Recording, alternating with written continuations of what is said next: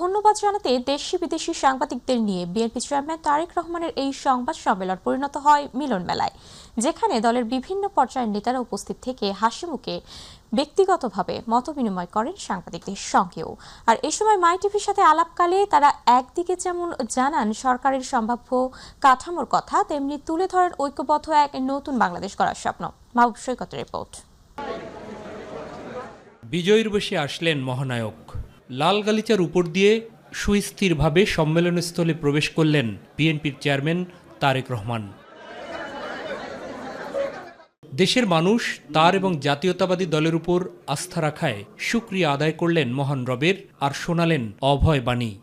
আলহামদুলিল্লাহ, এই বিজয় বাংলাদেশের, এই বিজয় গণতন্ত্রের, এই বিজয় গণতন্ত্রকামী জনগণের।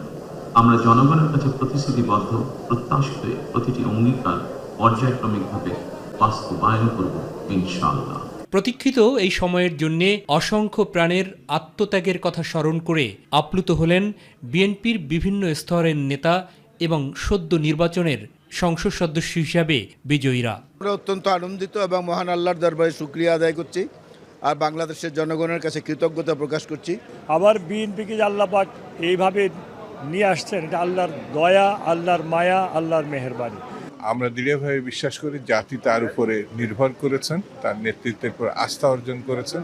এর থেকে তো আনন্দের খুশি আর হতে পারে না। আমরা অনেক আনন্দিত।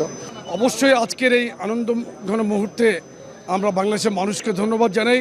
মন্ত্রিপরিষদে নবীন এবং প্রবীণের সমন্বয়ে দেশ গড়ার কথা জানালেন সংবাদ সম্মেলনে আসা বিএনপি নেতারা। জননেতা জনাব তারেক রহমানের নেতৃত্বে একটি সমৃদ্ধ বাংলাদেশ, শহীদ জিয়ার স্বপ্নের বাংলাদেশ, বেগম খালেদা জিয়ার স্বপ্নের বাংলাদেশ, ৭১-এর শহীদদের স্বপ্নের বাংলাদেশ এবং ২৪-এর জুলাই যোদ্ধাদের স্বপ্নের বাংলাদেশ আমরা প্রতিষ্ঠা করি। এবং সামনে ভবিষ্যতে আমাদের নেতা বলেছেন রুল অফ ল স্টাবলিশ করা, আইন শৃঙ্খলা পরিস্থিতির শক্ত রাখা, দুর্নীতি শক্ত হাতে দমন করা। দায়িত্ব এলে পালনে সর্বাত্মক চেষ্টার কথা জানালেন নবীন এবং বর্ষিয়ান রাজনীতিবিদরা। এখনই চমকের কথা বলা যাবে না, তবে নতুন পরিবর্তনের চমক তো দেখা যাবেই। যেভাবে আমরা প্যানেল দিয়েছি, মনোনয়ন দিয়েছি, সেই ব্যক্তিগুলোকে কি কাদেরকে দিয়েছি? এখানে বৃদ্ধ ছিল, অভিজ্ঞ ছিল, সাহসী ছিল, ত্যাগী ছিল এবং সেইভাবে তরুণ ছিল, সেইভাবেই কিন্তু নির্বাচিত হয়েছে এবং ক্যাবিনেটের সেটারই প্রতিফলন হবে।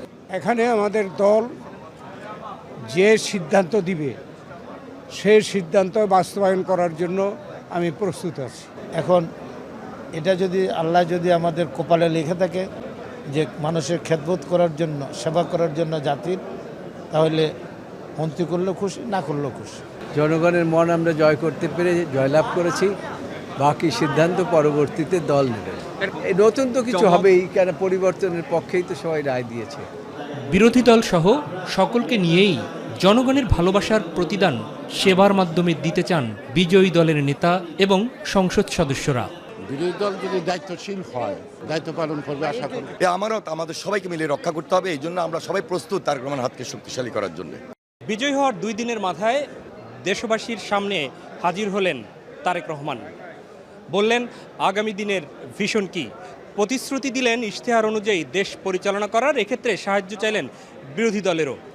পাশাপাশি আজকের এই সাংবাদিক সম্মেলনে উপস্থিত বিএনপির নেতা এবং যারা সংসদ সদস্য নির্বাচিত হয়েছেন তারাও বললেন দলের সিদ্ধান্ত অনুযায়ী এবং ইশতেহার অনুযায়ী তৃণমূলের জন্য কাজ করবেন তারা, যেন আর কোনো ফ্যাসিবাদ বাংলাদেশে ফিরে আসতে না পারে।